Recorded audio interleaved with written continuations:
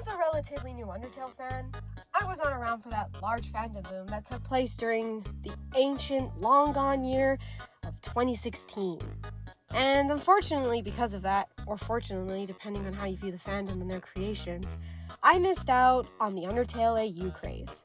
But once my YouTube algorithm started to recommend me nearly decade-old comic dubs and animatics about various Sans AUs, curiosity started to creep in. I wanted to learn more about the multiverse inspired by the game that had conquered my brain cells.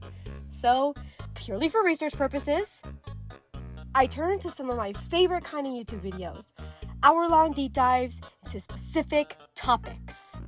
Animation on a Budget's What the Undertale Fandom Did with the AUs, and Super Eye Patch Wolf's What the Internet Did to Undertale are my favorite videos covering the AUs. And I have watched them so many times. Maybe a bit too many times, but that's besides the point.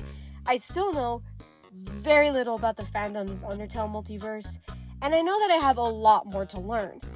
But even if I only have a surface level understanding of the AUs, look, that still does not stop me from thinking that Errors and Ink's designs are sick, okay? Also, Underswap is really appealing to me. I like the designs. But enough stalling. I know that the title and thumbnail of this video already gave away what I'm about to say next. So here it is. I'm excited to announce that I'm creating a new Undertale and Zelda crossover AU called CourageTale. It'll be a 5-part comic series following the Hero Shade and... I can't really guarantee that Zelda fans clicked on this video, huh? I mean, the thumbnail is very Undertale coded. Okay, before I move on to explain the basic plot of CourageTale, I need to issue a huge blue stop sign of spoilers. CourageTale does not only include spoilers and story elements from Undertale, but also several Zelda games. If you have not played, or you know the basic plot of Ocarina of Time, Majora's Mask, and Twilight Princess, I would recommend that you pause this video and either play or watch videos about these games. They are incredible experiences that I recommend you go check out, and you can come back and finish this video when you are done. Now that that's over, full steam ahead! So, continuing where I left off, CourageTale is a 5-part comic series that follows our protagonist, the Hero Shade. In case you need a refresher, or ignore my spoiler warning, the Hero Shade is the regret-filled spirit of the Hero of Time, aka the Link that stars in Ocarina of Time and Majora's Mask. Alright, can I be a bit honest here? I love the Hero Shade, and I just wish that there was more fine content covering him. He's such a captivating character, and his design is so freaking sick. He and Toon Link are definitely my favorite Zelda characters, by a landslide, and... I got distracted again. I'm sorry. Anyway, CourageTale begins after Frisk had recently reset the Underground, which means that the story starts about a month before they fell down. So for the first part of CourageTale, it is technically a prequel story of Undertale, where you get to see what the lives were like for the monsters before Frisk came into the Underground. But meanwhile, on the Zelda timeline, CourageTale takes place during an undisclosed time after Twilight Princess. The story opens with the Hero Shade mysteriously waking up in the Underground, with no idea how and why he got there. I don't want to give too much away, but basically, Alphys and Sans discovers the Hero Shade and explain to him that he is now in the Underground. Once the Hero Shade calms down, Sans offers him a place to stay with him and Papyrus in Snowdin Town, while Alphys decides to research on how he ended up in the Underground in the first place. Once the Hero Shade moves into Snowdin, the story is more or less about him adjusting to his new life, making new friends, helping the denizens of Snowdin, and trying to move on from his past. If you know anything about the Hero of Time, then you'll know that he's been through a lot. But with the help of his new friends, the Hero Shade is able to heal. CourageTale, more or less, is a story about love, loss, grief, trauma, and how even after experiencing tragic events, you can still change for the better. You can move on. But even if you do change, despite everything, it's still you. I got a little emotional there. Sorry, I just really like these games. Anyway, like I've mentioned before, CourageTale is split into 5 parts. the little synopsis I gave only covers the first main section of the story, which is called The Legend Begins. You know, like The Legend of Zelda, but it's the start of CourageTale, so Legend Begins. You get it. You get what I was going for. Anyway, I'm planning on releasing a video that is similar to this one after I finish each part of CourageTale. And in these videos, I'll share the story's inspirations, explain some of the references I included, and go over my thought process when writing that part of the story. The video will also have a name drop, teaser image, and short synopsis for the next main part of CourageTale. Now before I end this video, I do want to include some extra information about CourageTale. So, first on my list, please do not expect stunning art from the beginning of CourageTale. If you couldn't tell from the art included in this video, or my videos from about a year ago, I am a beginner artist. I mean, sure, I've been drawing non-stop since I was little, but I would not say that I started to pick up any skills until like 2 years ago. And that's me being generous. However, my art skills have been rapidly increasing since the summer of last year, which is why I hope that after I complete The Legend Begins, my art will start to look like what I want it to for this series. However, for now, my knowledge and techniques like shading, composition, backgrounds, character design, and dynamic poses is very rudimentary. But practice makes perfect, you know?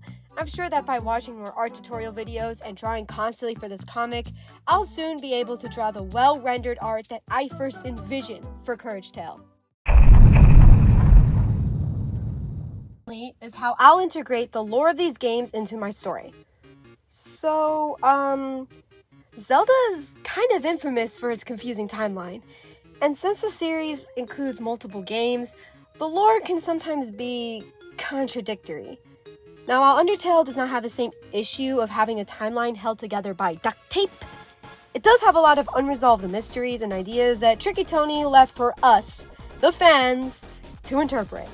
W.D. Gaster's lore, Frisk's and Kara's morality, and the one who is truly in control of the choices made in Undertale are all great examples of unresolved mysteries that are still argued about to this day.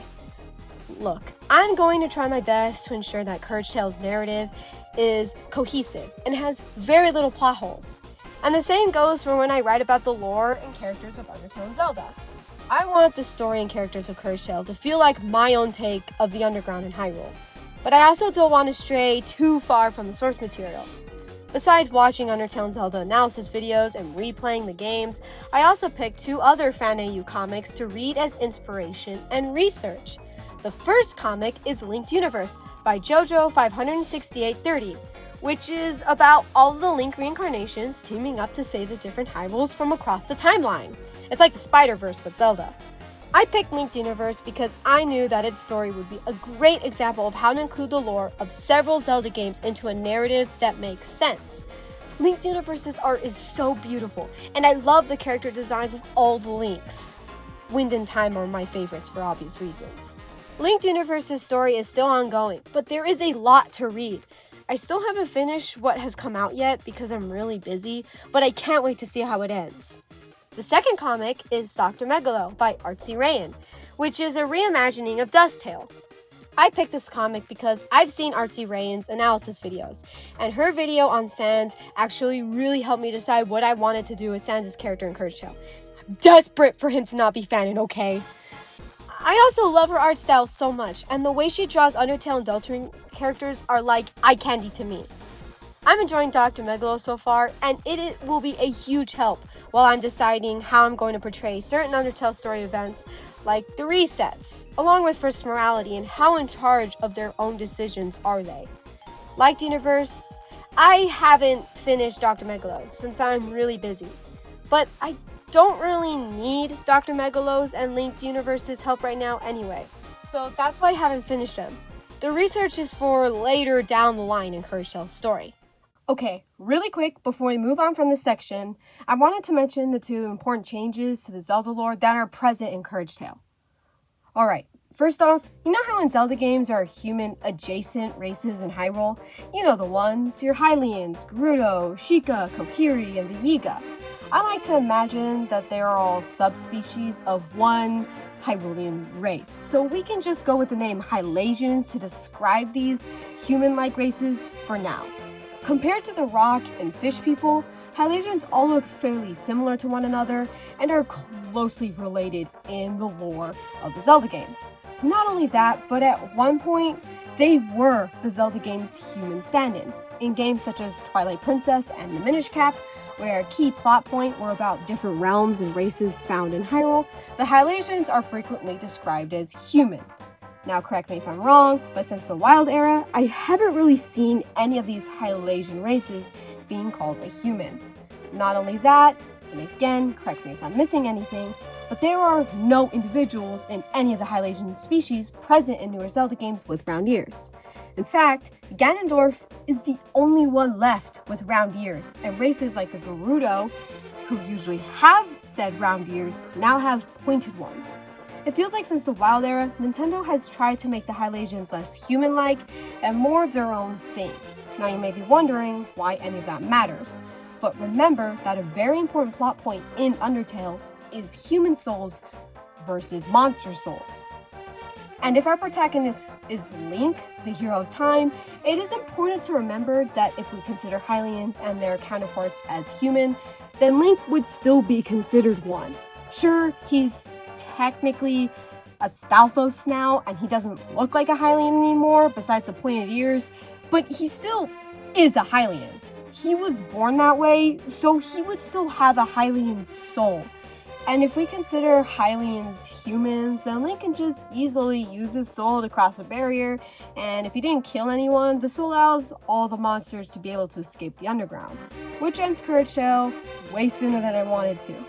So yeah, in CourageTale, Hylians and the other Hyrulean look-alike races are considered their own thing. They aren't humans, they are Hylasians. This is a great way to kind of nerf Link's character since, the hero of time is already pretty strong. Not only that, but this change does strengthen the narrative. Link isn't from the underground, or the world that Undertale takes place in. At the beginning of the story, he's a Zora out of water, so to speak. This is reflected by Hylians being a weird in-between space between human and monster.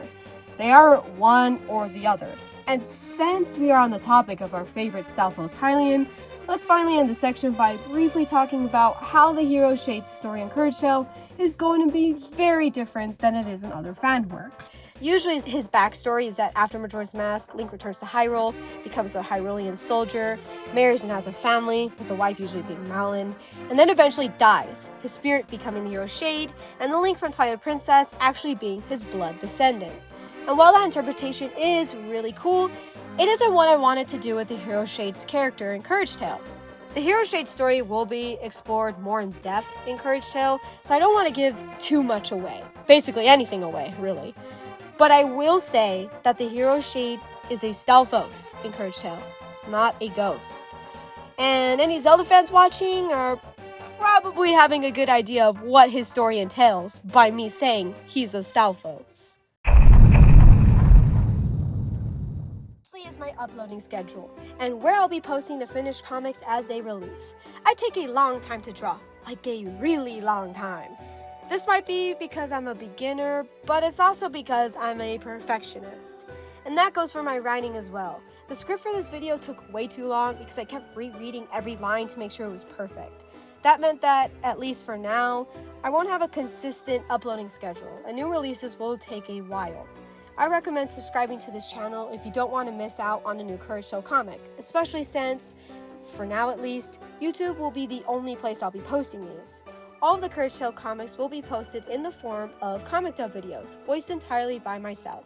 And if you don't want to hear my voice in these videos, then you could just put it on mute and read the comic as the video is playing. The panels will be separated while I'm voicing them, just like any other comic dub you can find on YouTube. And at the end, I will include the full pages of the comics that were included in this video. That way, people can get a better look at the entire comic, which will be easier for fan dubbers. Speaking of fan dubs, don't be afraid to dub any of my comics. Honestly, it would mean so much to me. I know that this would probably never happen, but if Steel and Darby Cupid ever dub any of my CourageTale comics as Sansa's Papyrus, I would honestly explode from the excitement. They are actually how I headcanon the Skeller Bros voices, and I love their work in Moti's Undertale the Musical. So yeah, you don't need to ask for any permission if you want to create any fanworks based off of CourageTale. I do not care. In fact, I would love to see what other artists create based off of this AU. As long as you credit me as a creator of CourageTale, I have no issues. Honestly, if I just see one piece of fan art or an animation meme based off of CourageTale, I will die a happy little guy. So, how does it all sound? I already have most of CourageTale's story planned out from beginning to end. There are still a couple things I need to sort out though, but for the main gist of it, I know how I want it all to go, and I just need to write the scripts and draw the comics. To be honest, CourageTale is very self-indulgent.